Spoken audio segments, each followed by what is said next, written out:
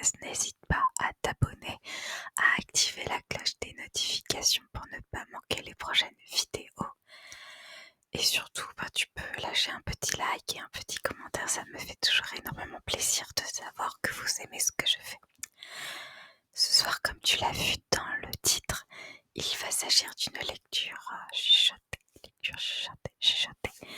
de l'un de mes romans. Vu que je suis écrivaine, j'aime beaucoup faire des lectures chuchotées de mes romans.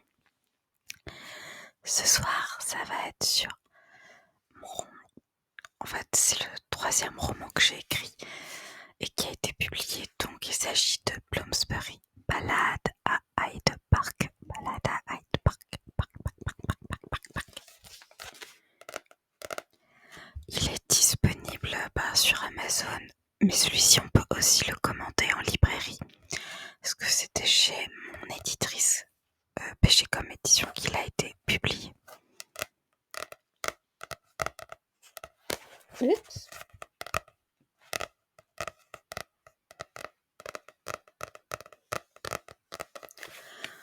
C'est un, on va dire, petit roman.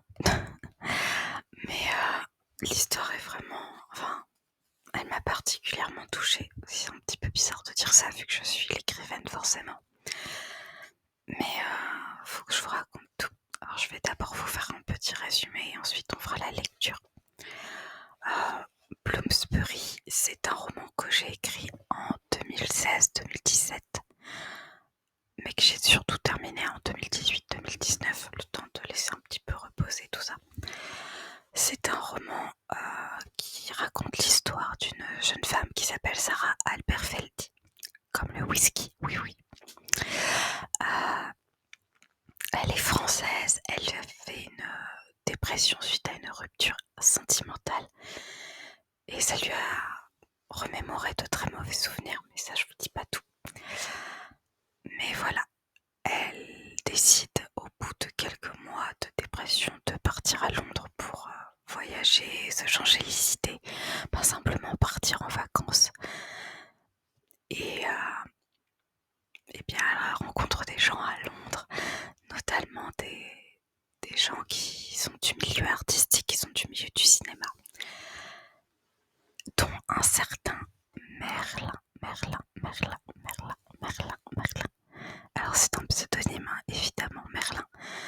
Mais Merlin est un enchanteur, il fait des miracles pour les acteurs et les actrices, puisque ça fait aussi surtout partie de la thématique du livre. Je voulais... Alors c'était avant le mouvement MeToo. Donc si tu ne veux pas lire cette histoire à cause de ce sujet, bien évidemment, il n'y a pas de souci avec ça.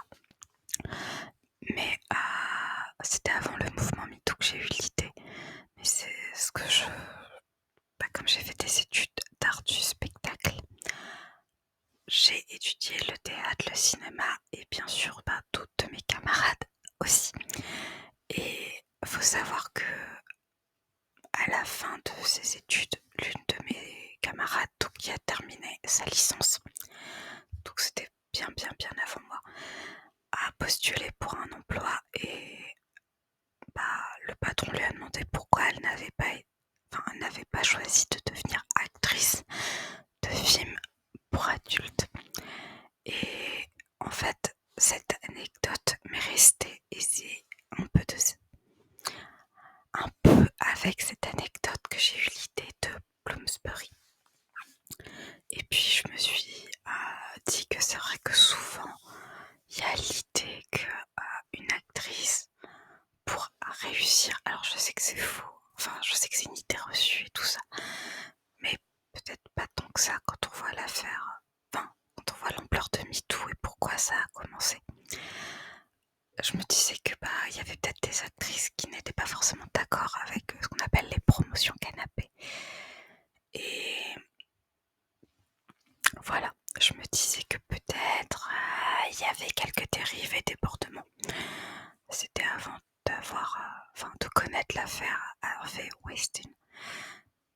Malheureusement, moi je pensais que c'était juste dans ma tête. C'est pas le cas, c'est horrible. Mais voilà, du coup c'est vrai que ce roman parle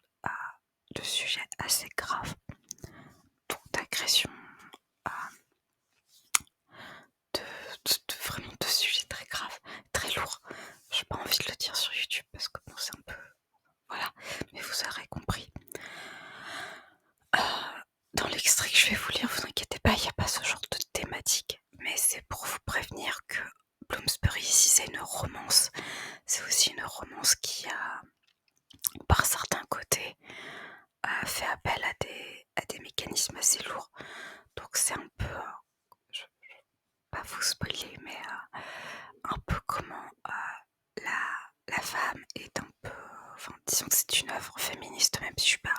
Enfin, je me revendique pas féministe. Voilà, enfin, c'est comment on fait pour s'en sortir lorsque il nous arrive des choses plus ou moins difficiles à gérer, on va dire. Mais voilà, du coup, c'est un peu le contexte de l'histoire. C'est Sarah Alberfeldi qui a fait une dépression parce que son ex l'a quittée. Elle arrive à Londres et là, elle rencontre des gens du milieu du cinéma et progressivement, elle se retrouve impliquée dans leur vie et leur vie à eux se retrouve impliquée dans la sienne.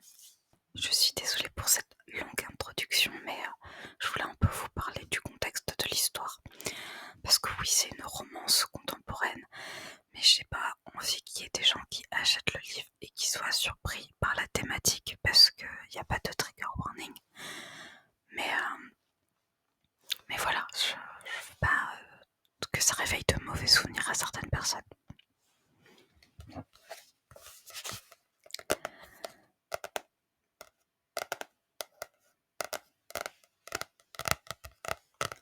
Ah oui, et pourquoi Bloomsbury? Parce que Bloomsbury, c'est le nom du quartier littéraire. Balade à Hyde Park, juste parce que, voilà, j'aime beaucoup Hyde Park. Et l'héroïne aussi. Donc non, il n'y aura pas de suite, en fait, c'est un one-shot. Mais je voulais qu'il y ait quand même la thématique Bloomsbury, dans le sens où directement on sait que ça fait partie du côté littéraire, artistique, tout ça. Bien sûr, il faut connaître Londres, mais voilà, ceux qui ont la rêve, ceux qui n'ont pas la rêve, ça ne changera strictement rien.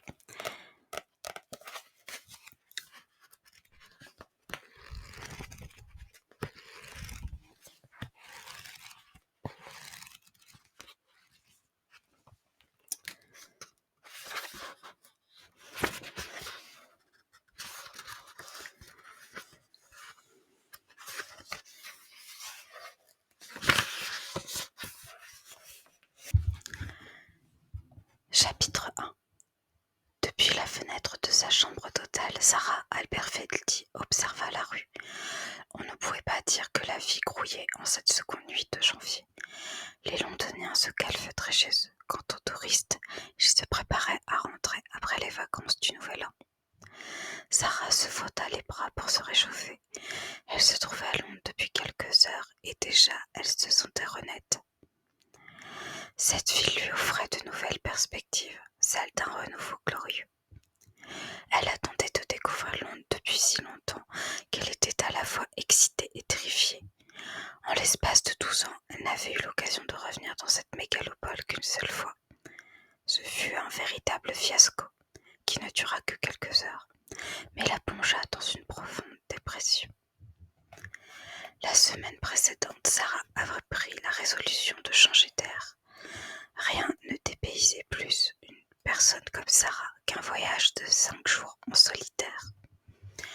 En une demi-année, elle n'était parvenue à s'extirper de la maison de ses parents que pour travailler 1 mois et demi à Paris. Ce boulot ne l'avait pas aidée à passer outre sa dépression, bien au contraire. En revenant, le désespoir l'empêcha de mettre le nez dehors de tout l'automne. Ce temps était révolu. Si elle continuait à se morfondre, elle n'avancerait plus dans la vie. La dernière grande prise de conscience de Sarah Alberfeldi lui avait plutôt bien réussi. Elle escomptait qu'enfin, elle trouverait la voie qui l'amènerait au bonheur de longue durée. À 28 ans, Sarah estimait que le moment était venu de tirer un trait sur le passé. Il lui restait encore une chose à accomplir avant, publier le tome final de sa saga, pour achever ce qu'elle nommait sa thérapie personnelle. La jeune femme se détourna pour contempler la petite chambre qu'elle occupait au Regency House Hotel. Elle appréciait le charme géorgien de l'endroit, les lambris, les paysages bucoliques des tableaux sur les murs, tout depuis les 2 grandes fenêtres jusqu'à la courte pointe bleue du lit, la cheminée et la salle de bain lui plaisaient. Le seul point négatif était la minuscule table de travail sur laquelle elle ne parvenait pas à étaler ses notes. Elle s'installa sur la chaise en bois, alluma son ordinateur pour reprendre son roman. L'hiver précédent, une société de production avait acheté les droits d'adaptation de sa saga pour une petite fortune. Il serait dommage qu'elle ne puisse pas faire publier son dernier tome avant que ne s'achève le tournage. D'après le calendrier qu'elle avait reçu, les auditions débuteraient en avril. Si elle s'activait, elle les bernerait tous. Cette expectative l'emballa plus encore que le plaisir de ses lecteurs. Elle ouvrit son fichier Word, le cœur pétillant et le sourire aux lèvres.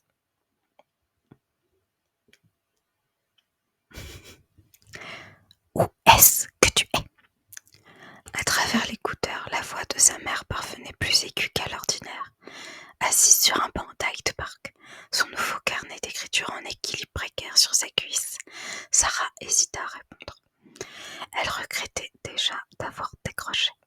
« Je vais bien. Si tu ne me dis pas où tu te trouves, j'appelle la police. » Elle lâcha qu'elle prenait des vacances. Elle ne reviendrait que dans une quinzaine. Elle ne s'attendait pas elle-même à cette riposte. Elle avait acheté son billet. Sa mère ne l'entendait pas de cette oreille.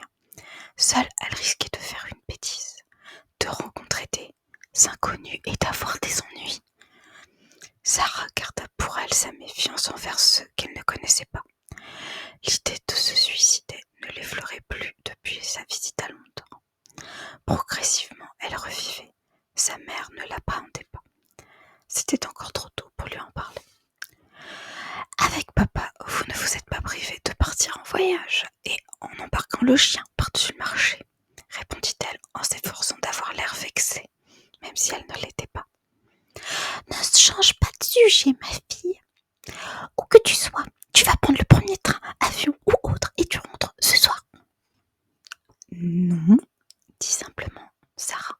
« Je reste là où je suis jusqu'à la fin de mes vacances. J'ai du travail.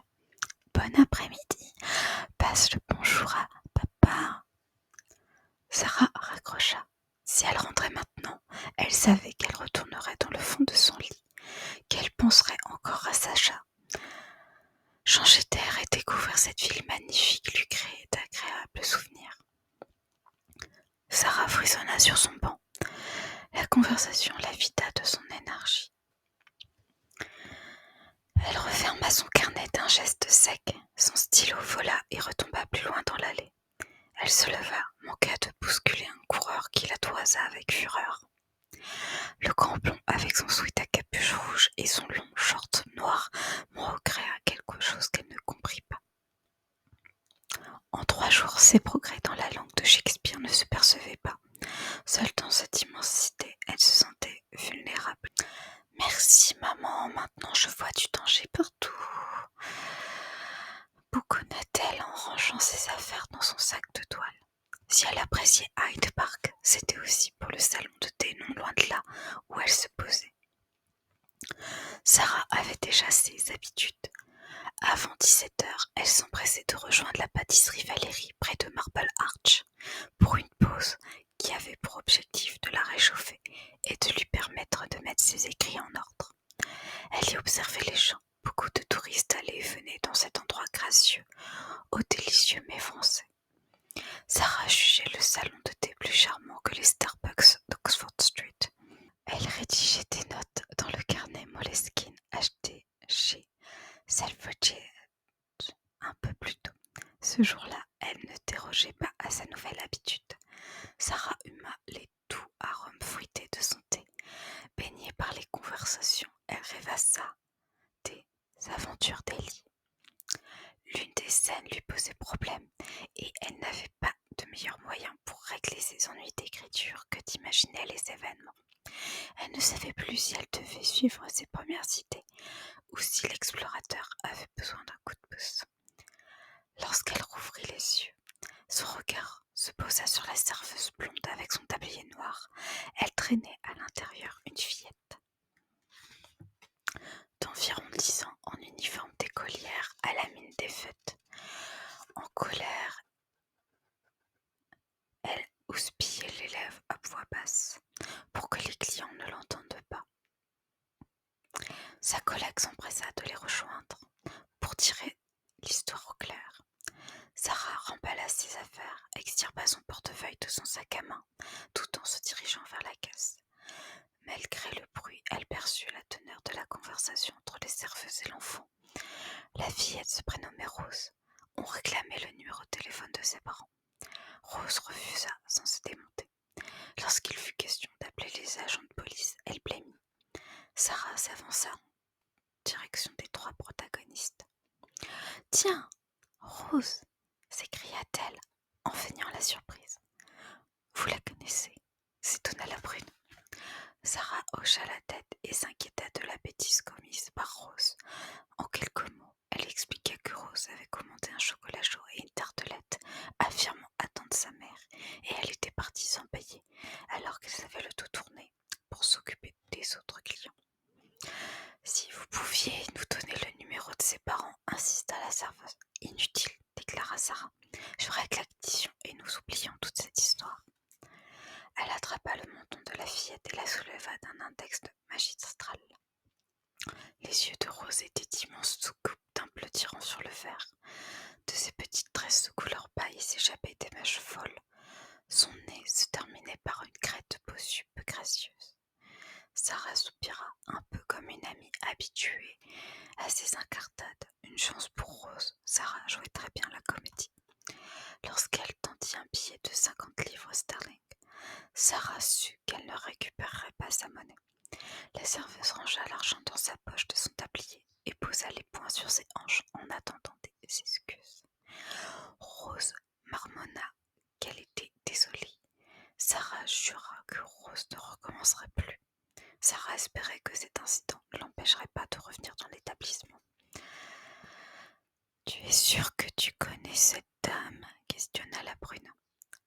Sarah se montra choquée d'une pareille accusation. Rose hocha la tête. « Je suis Sarah Aberfeldy et je travaille avec sa mère. » Rose joua le jeu et assura que c'était effectivement le cas. La commerçante n'imposa pas plus de résistance. Pour feindre un rapport plus intime, Sarah attrapa la main de Rose et ne la lâcha pas avant d'avoir traversé Marble Arch en direction d'Oxford Street. « Quel est le métier de ta maman ?»« Elle est éditrice, » informa Rose. Sarah pouvait effectivement collaborer avec cette femme sans le moindre souci. Elle se rassura de savoir que son mensonge passait pour vrai. « Tu as le nom d'un whisky, papa l'aime bien celui-là. » Sarah roula des yeux. Bien sûr, en Angleterre, elle risquait de connaître plus de moqueries sur son nom de famille qu'en France. La lassitude la gagnait déjà à ce sujet. « Ce n'est pas comme si j'avais choisi, » moqua Sarah. « Maintenant, je vais te ramener chez toi. Où est-ce que tu habites ?»« Dans Soho, je peux y aller toute seule, » déclara Rose. « Quel âge tu as ?»« 15 ans. » Très amusant. « Dois-je appeler les policiers derrière nous ?» questionna Sarah. Rose grimaça peu emballée.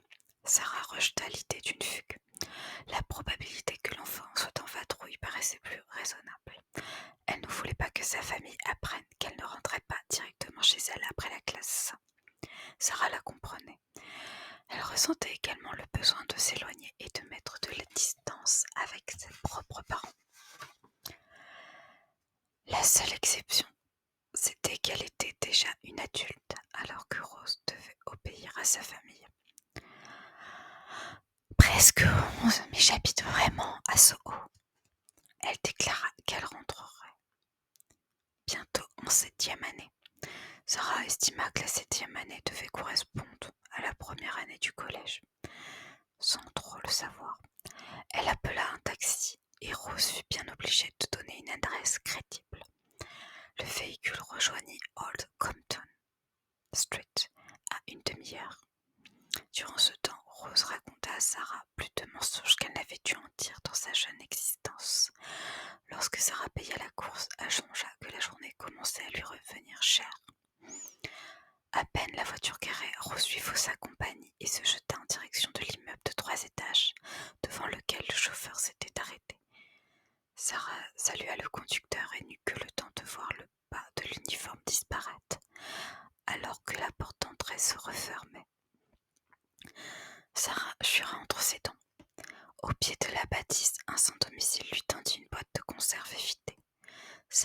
passa dedans les pièces de monnaie qu'elle avait dans le fond de sa poche. L'onde l'a ruinée. Une rapide recherche sur son GPS et elle sut qu'elle partait pour une longue marche en direction de son hôtel. Alors qu'elle remontait Fifth Street, il lui sembla discerner le profil du monsieur au sweat à capuche rouge qu'elle avait croisé un peu plus tôt dans l'après-midi. Il portait le même haut, avec en plus un sac de sport sur l'épaule. Il avait troqué son short contre un jogging gris. Sarah remarquait toujours les détails. Un de ses psychologues disait qu'elle devait ce don à sa nature hypersensible. Sarah hésitait à qualifier ce trait de caractère comme un défaut et ce psy de charlatan. L'homme la dévisagea comme s'il lui aussi la reconnaissait. L'onde était pourtant assez vaste pour qu'il n'ait pas à rencontrer 2 fois dans la même journée la même personne. Fin du chapitre 1.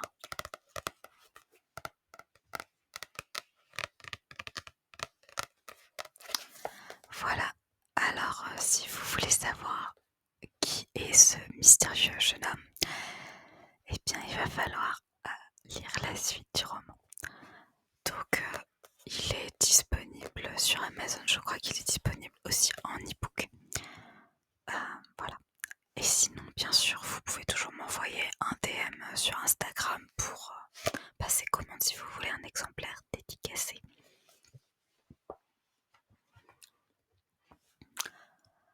Voilà, ça sera tout pour ce soir. J'espère que cette petite lecture t'aura aidé à t'endormir. Je suis désolée de mon accent anglais qui est épouvantable. En plus, avec la dyslexie, c'est super compliqué. Donc voilà, j'espère que ça t'aura